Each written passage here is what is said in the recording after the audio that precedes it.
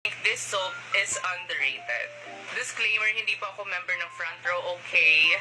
Quick story, nung nagka-issue yung Front Row, never ko nang kinonsider na gumamit ng products nila. Until nag-pandemic, matagal kaming hindi nagkita ng mga friends ko. And then, nung one time na nakita kami, nagulat ako kasi sobrang ganda na ng skin nung isa kong friend. As in, glowing, ang clear, tapos sobrang maaliwala siyang tingnan.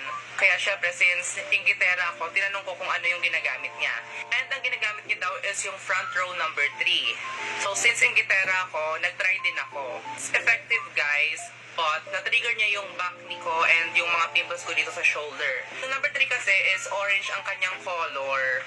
Although effective siya, hindi ako nakakapagsuot ng mga puting kulay dahil nagsistain siya dito sa neck part, sa kilikili. And I tried using this one. Ito yung number 1 and I super duper love it. As in, hindi ako nag-break out. Na-prevent niya yung pagtubo ng mga pimples dito sa shoulders ko. Yan.